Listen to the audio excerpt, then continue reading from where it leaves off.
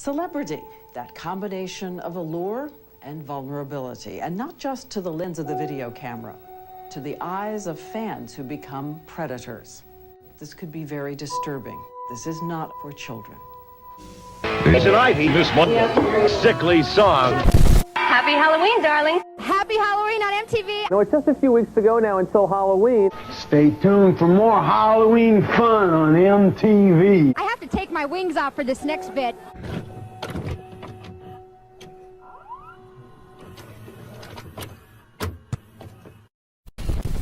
My next guest is best known in America from her days as lead singer of the Sugar Cubes. The Sugar Cubes are Iceland's only, and so far biggest, musical export. Our next guest is a Grammy Award winner and an Academy Award nominee who has one of the most distinctive voices in popular music, and this is her acclaimed new CD. She's here to sing the 4th nominated song, I've Seen It All, which she wrote from Dancer in the Dark, which she starred in and gave an incredible performance. Her tunes are rooted in the past, yet advance the entire genre of pop music. They shimmer with sweetness and innocence, and they scare the hell out of you. They're melodically lovely and violently happy. Each time she releases a new CD, it evokes a reaction, so this is what music is going to sound like in a few years. Yet here it is. Ben Ratliff of the New York Times, her sound as a singer, that is to say her personality, phrasing, timbre, accent, the melodic adornment she uses on any and all songs is overwhelming and stubbornly her own. It reduces everything else going on around it to something much less consequential. It is her singing. What else do you need to know?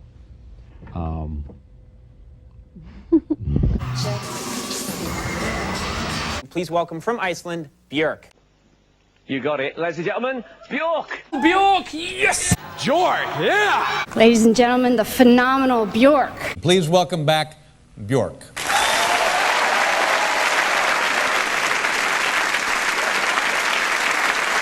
Evening, BJORK. Evening. How are you? All right. How has it been going for this tour? Did you like this one as much as like the very first one that you did? Very first one was very tough. I think we're just getting used to it now. And with this album is the first chance I get to put my music out abroad for foreigners. And I somehow expected the same thing to happen here. That maybe like 20% of the people who like Sugar Cubes would like my music.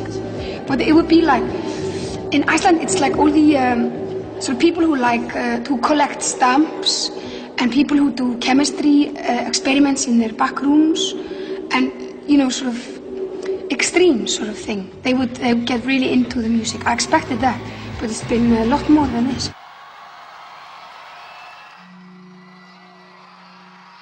You know, I really do like BJORK's music. I am a fan, for sure. I do think she's incredibly creative, and she's also definitely a huge inspiration for a lot of different artists. Like, you can hear her inspiration in other music. Am I a BJORK fan? Yes. She always has this ambitious experimental vision with her music. She blends elements of pop and electronic music combined with grandiose instrumentation and production. Creates a unique sound that no other artists sound like to me. What is a fan and what is their relationship to the artist? Oh man, that is an interesting question. I am super fascinated with like the fan and celebrity dynamic. I think it's so interesting to see how some celebrities, they have everyday fans, like they just appreciate their art and appreciate them as a person. When I think of the word fan and I think of people that I am fans of, I associate it to words like appreciation. I think of impact. It's me appreciating the craft and the work that they do. It's how they have impacted my life, whether it's a song that is playing and it's specific to a certain time in my life, or a movie that I go to that is for either comfort or to make me cry. It's me appreciating the craft of another person. There's often a lot of idolizing and therefore projection onto an artist of what a fan believes their value should be. And sometimes that can be detrimental because it places a lot of pressure on the artist. When I think of fan culture, I mostly think about how intense Asian fan culture can get. And it's just a lot about rallying for your favorite celebrities and supporting them in the most way possible so that they can have the most success. For fan culture here in North America, I kind of feel like people just really want to be them and be friends with them. Like, they just really admire them as a person and like want to embody and really want to take that into their own lives in a way. I think it's more inserting into real life for the most part. I love you, Michael. I love you. Mike. Speaking personally, I know there's a lot of musicians or actors and actresses who have helped me through some tough times in my life with their art, and some celebrities who I just connect with on a personal level. Like, I feel like we can be friends. But then there are those moments where I think people and fans specifically struggle to differentiate between what is a public and a private life. It isn't that these public figures don't have a private life, it's just we aren't seeing it on a day-to-day basis. I believe that it's possible to have an unhealthy obsession with artists. I think it happens all the time. We do forget that these artists and these professionals are humans. They're not to be idolized. They are just people. A lot of the time, it really becomes unhealthy when it starts to affect you negatively. Like, actually, if you are harming yourself mentally, physically, in order to protest something for your favorite artist or failing academically, that's when it's a little too much. When a fandom becomes dangerous or unhealthy is when those boundaries are crossed or cease to exist. And you mentioned something that maybe most of the artists feel like this but don't talk about that. It's the relationship between the artist and the fan. The guy has sort of follows you around asking for the autograph, and you said that you don't like this kind of approach, the autograph thing, or this kind of... Can you explain it? Well, I come from a country where individualism is our religion. You know, we don't even believe in God or Jesus or Buddha or Allah. When they were asked, what do you believe in? They said, myself. You know, I mean, we are all different. If it makes a person next to me happy, if I do like this movement, look, it takes me about 3 seconds. If the person goes, ah! and runs home and is very happy, I'm like, okay, we all got our different kicks in life, you know? But for me, it's just, it don't feel right. It's not because I don't have the time. It's just, I want people to be equal to me, you know, human, you know. Well, I always love too many people. Well, I wouldn't say too many people, but I love so many people. I don't only love people, I'm quite naive in my relationships to most things. I love them, you know? And a lot of people have pointed out to me, my album, for example, that it's just full of love songs. And I go like, what? And then I go back to listen to it, to try to understand what they mean. And I realize about half of the songs are not love songs to people. There may be love songs to food, or love songs to countries, or love songs to cars, or love songs to sex, or whatever, you know. I'm very one-dimensional when it comes to that. I get very obsessed and I love things, you know. But now I'm curious. I've switched the TV off, and now I want to see how it operates, how it can put me into all those weird situations. One of pop music's most talked about stars was back in the headlines, but it wasn't because of her behavior or records. A parcel mailed to her from a fan drew the police's attention. They had reason to believe that there might be some parcel sent to BJORK, and sender was an American fan. And we want to warn you in advance that this could be very disturbing. This is not a report for children.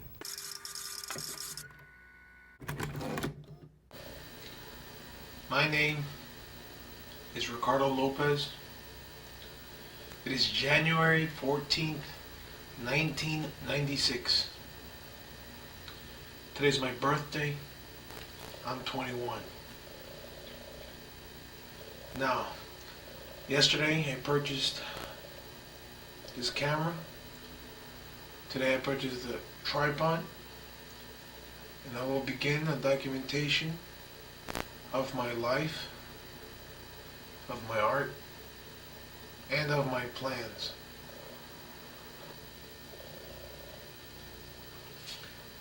Do you want to see something funny? I'm going to show you who I am.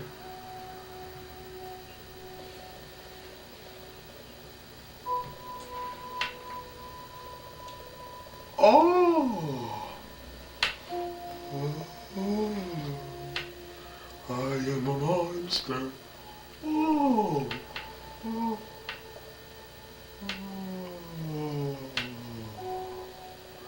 Can you see me smiling at you? Something that makes me feel better. For a long time, I've been speaking into the mirror and being my own psychologist, sort of. Whatever. It's a release, as many times as my art is, or would like to think that my art is. Okay. You are a camera. I am Ricardo. We are both the same now. You are a living part of my brain, which is simultaneously, perhaps doing a better job of it, remembering these events, which are going to unfold.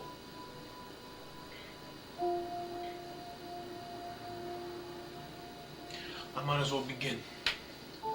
But for the first time, BJORK. Yep. All her stuff. Now, well, let me show you this.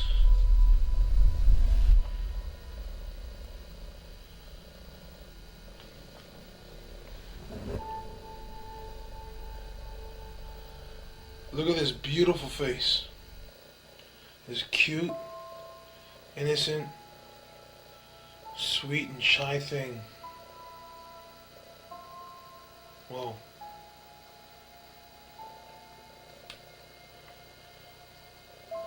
She's fucking a nigga.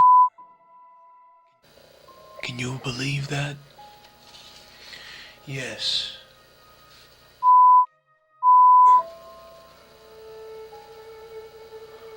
That's unacceptable.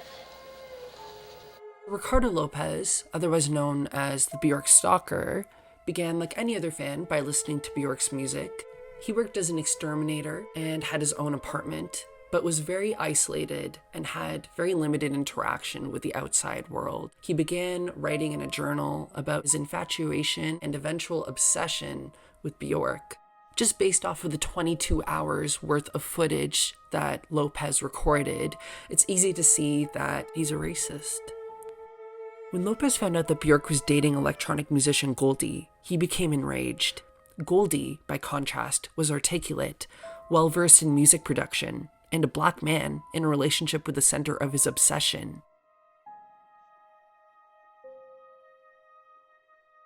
Dance music's not just dance music anymore. No?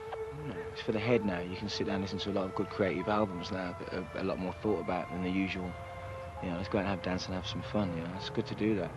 But there's a level of generation, in my generation, I also be able to listen to music a bit deeper and not as thin as usual, you know. But like to smile, get deep on the music, enjoy themselves. Music for the mind.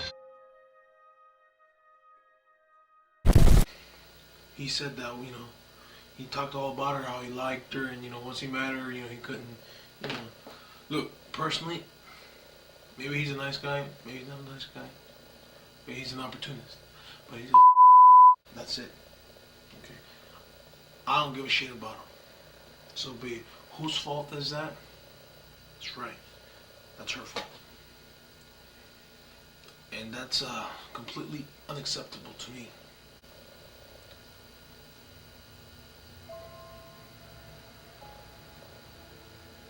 I'm just gonna have to kill her.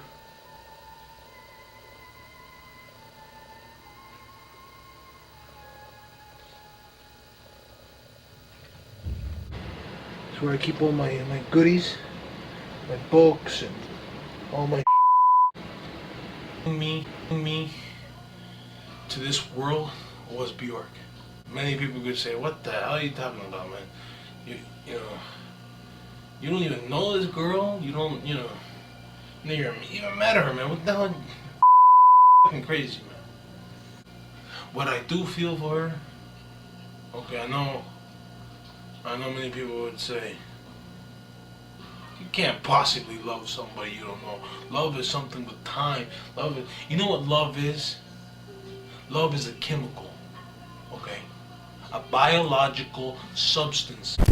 I guess liking the idea of someone versus just liking someone happens when you don't actually know the person very well. So you construct an idealized version of that person in your head without any of the flaws that normal people have. And when realizing that the idealized version is not real is when I think that these stalkers or predators contemplate ways to torment the public figure or ensure that they feel as though they can only be an idea by harming them or ultimately altering their life completely. Sadly, I think a lot of these stalkers that celebrities do have are people who are untreated with mental illness and people who are so hyper-focused on one specific celebrity, and they'll stop at nothing to get their attention, whether it's good or bad.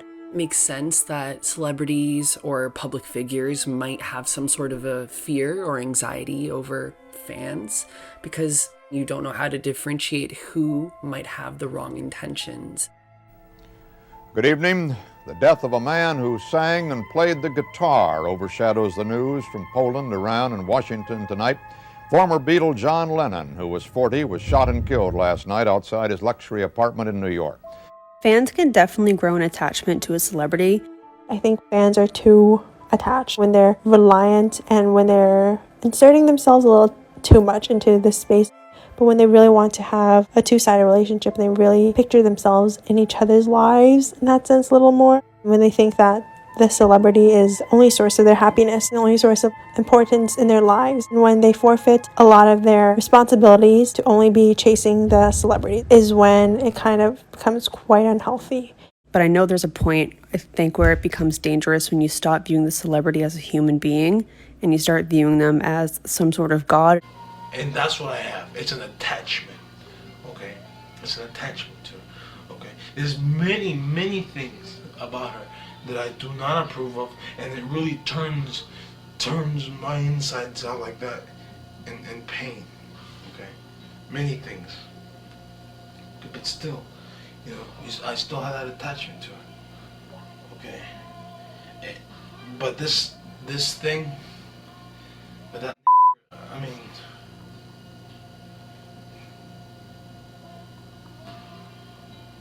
that was a stab in the heart for me. Not that she owes me anything, but you know, that's my greatest fear is that of, you know, of blacks. Yeah, I've been planning it. It's the 14th today. I've been planning it past week and a half. It sounds crazy. One of the reasons I have you is to document my progression to the events. I'm gonna send a package, a lightweight, business-like folder, cardboard folder that opens up. Has different things that open up to reveal different letters, different options. You know, I'm gonna pretend to be a company from New York City who deals with interactive books in magazines and, you know, promotional material and like, you know, pop-up books and all those sorts of things. Okay, and I want to make it look like you know, I'm sending it to her. You know, because, you know, she's in the music industry. It's going to be a legitimate looking company with a printed computer laser printed, that is, you know, labels. And they're going to make it look not unlike, if I can show you for a second, let me pause this. Not unlike this interview magazine thing. If you notice the legitimacy of this, you know, they missed all those nice words. I'm gonna, you know, document every step of the way.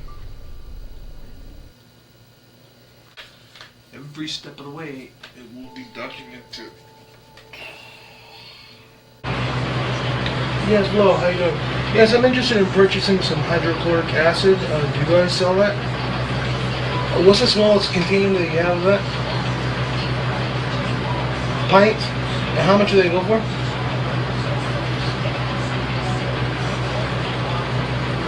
And obviously, I definitely think trying to kill the celebrity and the people around them is a huge invasion. Ricardo Lopez was clearly disturbed and in need of severe mental health care. In his diary, which was 803 pages, most of the passages revolved around his feelings for Bjork, feelings of inadequacy due to his weight, and overall embarrassment for his inability to get a girlfriend. According to these same journals, his initial plan was to send Bjork hypodermic needles containing HIV-tainted blood, which satisfied his desire to have a lasting effect on her life. When he realized that this wasn't possible, he opted for sulfuric acid instead. And it's extremely horrific, and I think that at that point, I don't really know if that's like an actual fan. It is disturbing, obviously.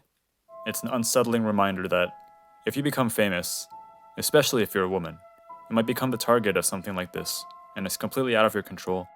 What I find particularly disturbing is after you see Ricardo Lopez phone in to order the sulfuric acid, he appears to be a little confused as to how he feels about Bjork, going back and forth between wanting to hold her and wanting to see her emotionally and physically disfigured. This chick is gonna pay.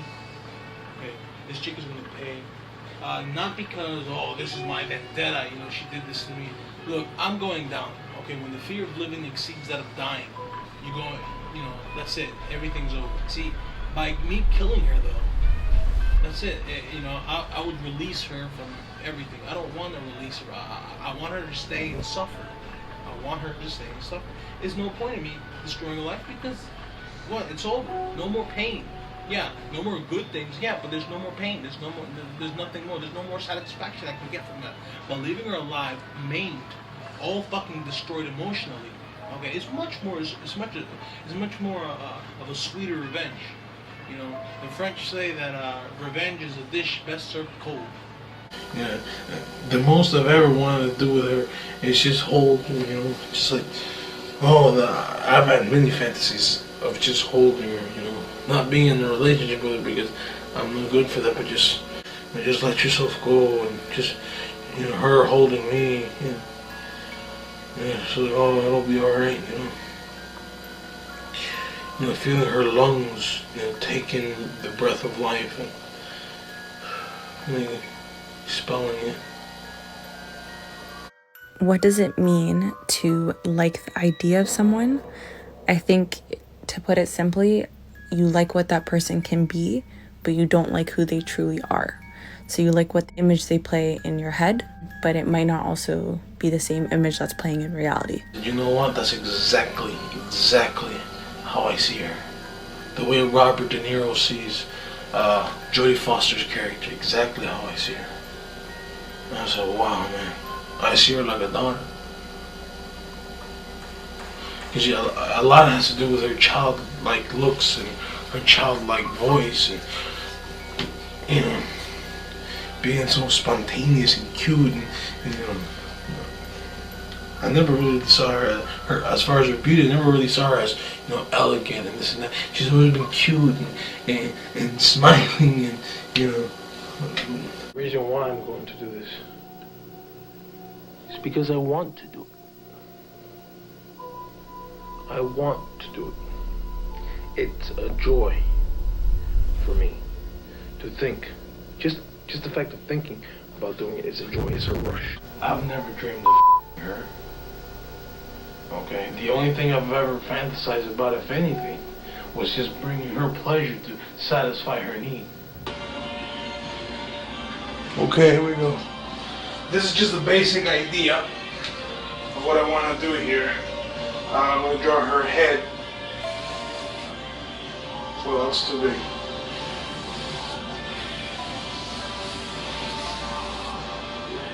Let's say this is her face. Take this back. I don't know if the lighting, how's the lighting in here, but yeah, that's good. That's gonna be her. See it? Okay, it's ready to roll. Ready. Watch closely.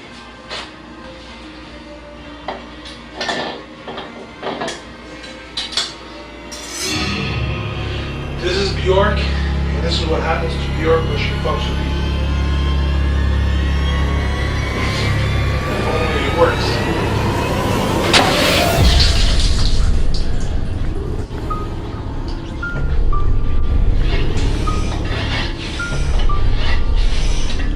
I'd say she's pretty wet.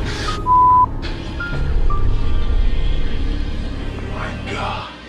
10 times, the amount that would come out came out. My God. I'm like this. I don't know if you can see me. Okay, the only thing I'm a little disappointed though is that, yeah, the color of the ink, it's too, you can't really tell too much. I'm gonna put pure ink this time, just with a little bit of water. Alright, try 2.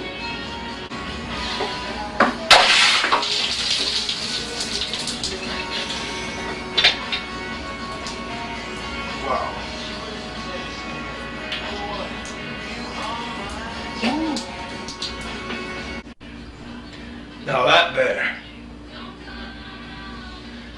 there f***ing art. Oil painting, pastel, watercolor. Now that f***ing art what I'm doing. Wow. And when she takes that thing off, she's gonna rub it off. Beautiful, man. Beautiful, man. Much more. That's gonna be sulfuric acid, dude. Sulfuric acid. Okay? That is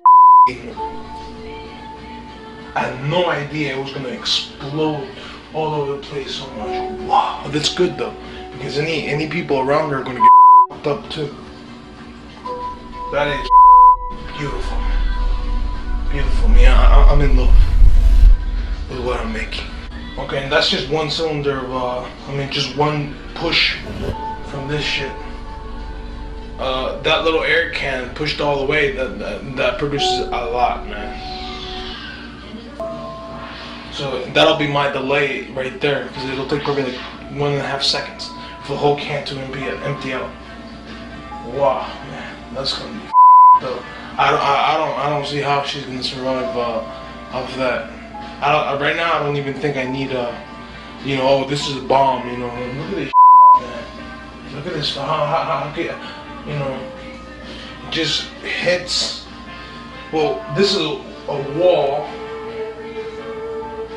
Everything else will go like behind her, just get her neck and shit, and go if anybody's behind all that area there.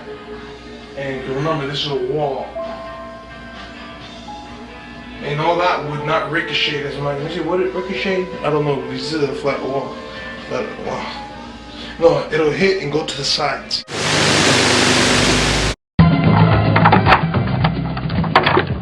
More house. The plan was to send a parcel to BJORK and have her open it until it exploded on her.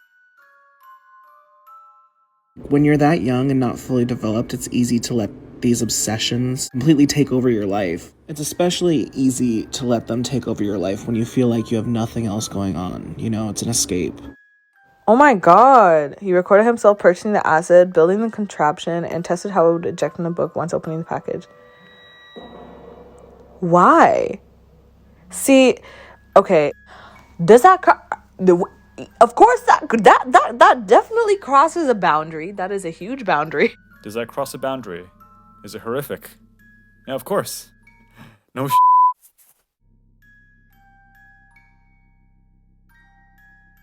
On September 12th, 1996, Ricardo recorded himself in the morning, getting ready to mail the package to BJORK's residence in London.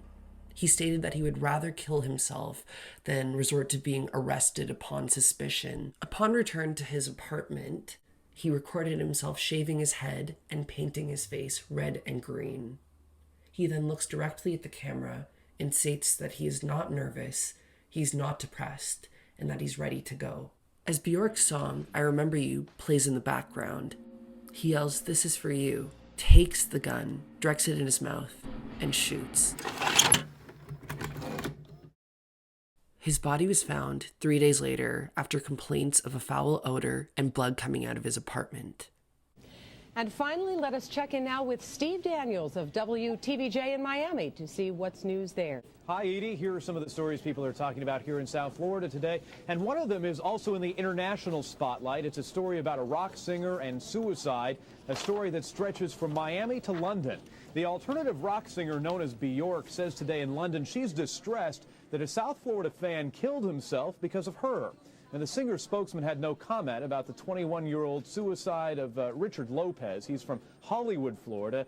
He later attempted to kill or seriously injure the singer BJORK with a mail bomb. Lopez videotaped his own suicide in his South Florida apartment. He also showed himself making a sulfuric acid bomb, which he said he was mailing to the object of his obsession, BJORK, in London. Police here notified Scotland Yard, which was able to find and detonate the acid bomb before it was delivered to her home in London. Stop here, Bjork. I just find it very sad that people get in that kind of state. How upset do you feel about it? I'm very upset, obviously. Are you very frightened? Is that still on? Yeah, I'm still doing the same work. I was more worried about my son, really, but he seemed to deal with it in a very brave manner. So he dealt with it in a brave manner? He did, yeah. How have you been? Well, it's just kind of a very sad thing, obviously when somebody shoots their face off, It's terrible. I'm not sure if I'll dream very properly for a while. You must be very You must be very shocked. Well, I'm more worried about my son, I'll be fine. I'm always fine. Kind of thing,